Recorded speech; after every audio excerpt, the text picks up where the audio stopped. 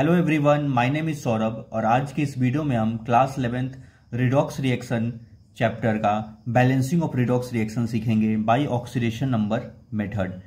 तो इसके लिए आपको 4 स्टेप्स फॉलो करना पड़ेगा। तो ये स्टेप से आप इनका स्क्रीनशॉट ले सकते हैं। तो फर्स्ट स्टेप ये है बैलेंस ऑक्सीडेशन नंबर। किसी भी ऑक्सीडेशन नंबर को पहले आपको लिखना पड़ेगा और उसको बैलेंस करना पड़ेगा, और उसमें हम आइडेंटिफाई करते हैं वो एटम्स को जिसमें ऑक्सीडेशन नंबर में चेंज हो रहा है। Multiply by suitable number two make oxidation number पर एटम इक्वल। सेकेंड स्टेप होता है कि बैलेंस चार्ज। तो हम चार्ज को बैलेंस करते हैं। अब चार्ज को कैसे बैलेंस करते हैं, तो रिएक्शन या तो एसिडिक मीडियम में होगा या बेसिक मीडियम में होगा। अगर रिएक्शन एसिडिक मीडियम में होता है तो हम ऐड करते हैं क्या, H पे प्लस। H पे प्लस कहाँ ऐड करेंगे, तो LHS में ऐड करते हैं, याद रखिएगा। अगर रिएक्शन बेसिक मीडियम में होता है तो हम OH पे माइनस ऐड करेंगे, OH पे माइनस RHS में ऐड करते हैं। तो ये सेकेंड स्टेप है। थर्ड स्टेप है बैलेंस हाइड्रोजन एटम। तो हाइड्रोजन एटम को हम बैलेंस करते हैं। हाइड्रोजन एटम को बैलेंस करने के लिए आपको H2O ऐड करना पड़ेगा। फोर्थ स्टेप है बैलेंस ऑक्सीजन। ऑक्सीजन को बैलेंस करने की कोई जरूरत नहीं है, ये ऑटोमेटिक बैलेंस हो ही जाता है। तो थर्ड स्टेप तक ही मेन आपको करना है। तो इसको सॉल्व करते हैं एक क्वेश्चन की मदद से। एक रिएक्शन हम बैलेंस करेंगे ताकि आपका ज्यादा कॉन्सेप्ट क्लियर हो जाए। तो इसमें ये क्वेश्चन आपको एनसीईआरटी एग्जाम्पल में मिल जाएगा। क्वेश्चन ये दिया हुआ है, यहां पे देख लीजिए। Right the net ionic equation for the reaction of potassium dichromate 6K2Cr2O7 with sodium sulfite Na2SO3 in an acidic solution to give chromium 3 ion and sulfate ion। इनको देख के हम एक रिएक्शन लिखेंगे, और रिएक्शन कैसे लिखेंगे, यहाँ पे देखिए पोटासियम डाइक्रोमेट है तो इसका आपको बस ये लेना है Cr2O7 वाला ले लेना है। यहाँ पे इसका क्या हो जाएगा, Cr2O7 पे 2 माइनस, तो ये मैं यहाँ पे लिख दिया हूँ Cr2O7 पे 2 माइनस। अगेन यहाँ पे बोला गया है सल्फाइड, तो सल्फाइड के लिए क्या लेना है आपको, SO3 लेंगे। यहाँ पे देखिए Na2 को छोड़ के SO3 पे 2 माइनस ले लेंगे। यहाँ पे फिर लिया गया है, इससे प्रोडक्ट हमें क्या मिला है, क्रोमियम 3 यानी Cr पे 3 प्लस। क्रोमियम का क्या होता है सिंबल, Cr3, और ये क्या देता है, एंड सल्फेट आयन, सल्फेट होता है SO4 पे 2 माइनस। तो ये रिएक्शन आपको लिख लेना पड़ेगा। अब रिएक्शन लिखने के बाद हम इन सबका ऑक्सीडेशन नंबर निकालते हैं। ओके, तो एक क्रोमियम का हम X ले लेते हैं, तो यहाँ पे 2 क्रोमियम है तो क्या हो जाएगा 2X। ऑक्सीजन पे होता है -2 चार्ज, तो 7 2 जा क्या हो जाएगा, एक ऑक्सीजन पे -2, तो 7 ऑक्सीजन एटम है तो ये हो जाएगा -14 इज इक्वल टू क्या लिखेंगे, -2 लिख देते हैं। तो ये 2x इक्वल टू क्या हो जाएगा, 14 उधर चला जाएगा, 14 माइनस यानी 2x इक्वल टू 6, तो 2x 6 आ गया, यानी x इक्वल टू 14 माइनस 2, तो 14 माइनस 2 क्या हो जाएगा, सॉरी 12, और x इक्वल टू क्या हो जाएगा 12/2 यानी +6 आ जाएगा। तो क्रोमियम का क्या आ जाएगा यहां से +6। नेक्स्ट निकालते इसका, तो सल्फर का ले लीजिए आप x।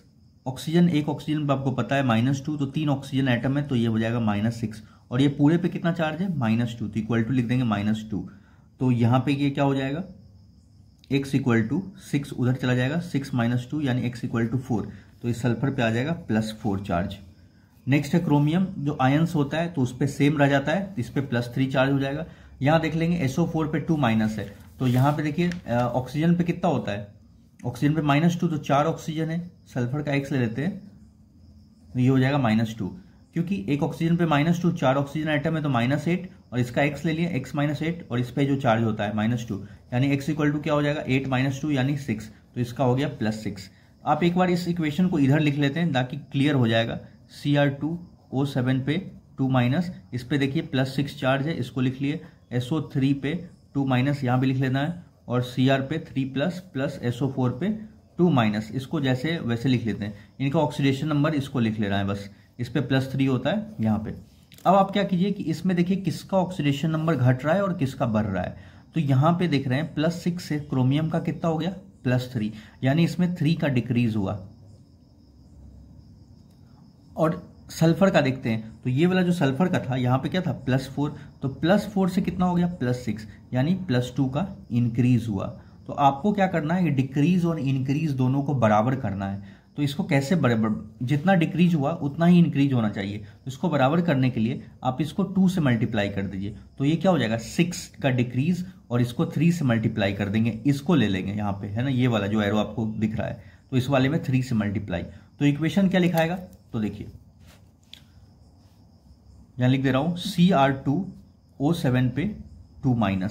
अब बोलिएगा कि इसमें 2 से क्यों नहीं मल्टीप्लाई हुआ, तो इसलिए नहीं मल्टीप्लाई हुआ कि यहाँ पे ऑलरेडी क्रोमियम के 2 एटम्स है, यहाँ पे Cr2 है और इधर देखिए नहीं है, तो इधर साइड में हम 2 से मल्टीप्लाई करेंगे और इस वाले में देखिए 3 से मल्टीप्लाई इसमें भी कर लेंगे सल्फर में, और इधर में भी ये देखिए जो एरो बना हुआ है इसमें 3 से मल्टीप्लाई, तो यहाँ पे हो जाएगा 3SO3 पे 2-, और इधर जो हो जाएगा यहाँ पे इसमें तो 2 से मल्टीप्लाई करना पड़ेगा। देखिए यहाँ पे इसमें 2Cr पे 3+, और ये वाला 3 में दोनों साइड से आपको करना पड़ेगा 3SO4 पे 2-।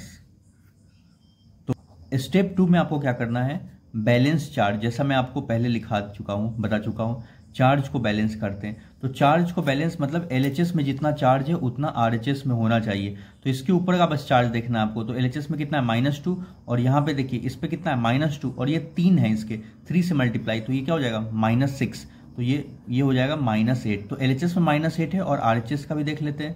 तो RHS में 2 3 जा क्या हो जाएगा 6, और इस पे कितना होगा 3 2 जा 6, तो RHS में 0 है।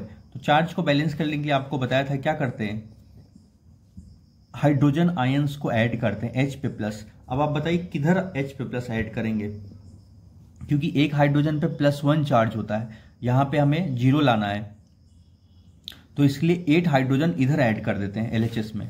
तो क्या बन जाएगा इक्वेशन,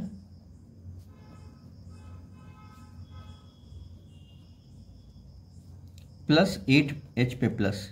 ऐसा इसलिए किए क्योंकि यहां पे -8 था, और अब +1 हाइड्रोजन पे +1 चार्ज होता है, 8 हाइड्रोजन पे +8, तो LHS तो पूरा 0 हो जाएगा, और इधर बन जाएगा इक्वेशन +3SO4 पे 2-।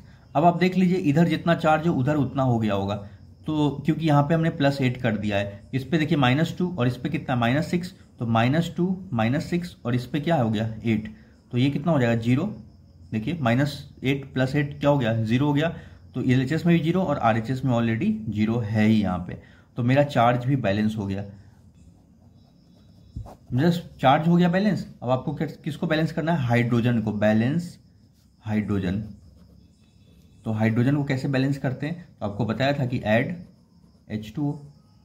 तो सिंपल सी बात है, जिधर हाइड्रोजन कम रहेगा तो उसके अपोजिट तो ऐड करना पड़ेगा। LHS में ऑलरेडी हाइड्रोजन है यहाँ पे, तो हमें RHS में हाइड्रोजन चाहिए, RHS में हाइड्रोजन चाहिए तो पानी ऐड करेंगे H2O राइट में, तो यहाँ पे क्या हो जाएगा Cr2O7 पे 2- प्लस 3SO3 पे 2- प्लस 8H पे प्लस, और इधर राइट में क्या हो जाएगा 2Cr पे 3+, और इसको एज इट इज लिख लेते हैं। अब आप बताइए कितना इधर ऐड करना पड़ेगा, तो इधर ऐड कर देते हैं हम 4H2O। 4H2O क्यों ऐड किए, क्योंकि हमें 8 हाइड्रोजन चाहिए यहाँ पे, तो तभी तो यहाँ पे 4 2 जा 8 हाइड्रोजन, तो इधर भी 8 हो गया। तो ये सब चीज हो गया। अब मेरा जो लास्ट स्टेप होता है, क्योंकि 8 हाइड्रोजन इधर भी है ना, 8 इधर है, लास्ट स्टेप आपको क्या बताया था कि ऑक्सीजन को बैलेंस करना। तो ऑक्सीजन को कुछ बैलेंस करने का जरूरत नहीं होता है, बस वेरीफाई कर लेते हैं कि जितना ऑक्सीजन लेफ्ट में होना चाहिए उतना ही राइट में होना चाहिए। अब ये रिएक्शन मेरा कंप्लीट बैलेंस हो चुका है, बाकी आप इसको वेरीफाई कर लीजिए। तो ऑक्सीजन यहाँ पे कितना होगा 7 ऑक्सीजन यहाँ पे है, और इसमें 3 3 जा कितना हो जाएगा 9 ऑक्सीजन। चार्ज को नहीं देखना है, 7 ऑक्सीजन, और ये तो टोटल ऑक्सीजन कितना हो जाएगा 16 ऑक्सीजन इधर हो गया LHS में। और RHS में भी देख लेते हैं ऑक्सीजन कितना है, तो 4 3 जा कितना हो जाएगा, ये 3 4 जा 12 ऑक्सीजन, और यहाँ पे 4 ऑक्सीजन, तो इधर भी क्या हो रहा है 16 ऑक्सीजन हो रहा है। तो ऑक्सीजन भी मेरा क्या हो गया बैलेंस हो गया। अब ये रिएक्शन कंप्लीट बैलेंस है। क्रोमियम भी देख लीजिए, यहाँ पे 2 क्रोमियम है, इधर भी 2 क्रोमियम है। ऑक्सीजन तो आप चेक कर लिए। सल्फर कितना है यहाँ पे, तो 3 सल्फर इधर है, और यहाँ भी 3 सल्फर है। और हाइड्रोजन यहाँ पे वो तो कर ही लिए, 1 हाइड्रोजन इधर है, 8 हाइड्रोजन। तो इस तरह से करते हैं। अगला जो वीडियो होगा मैं आपको बेसिक मीडियम में भी सिखा दूंगा कि बेसिक मीडियम में कैसे करते हैं बैलेंस। सो आज के लिए बस इतना ही। Thank you for watching.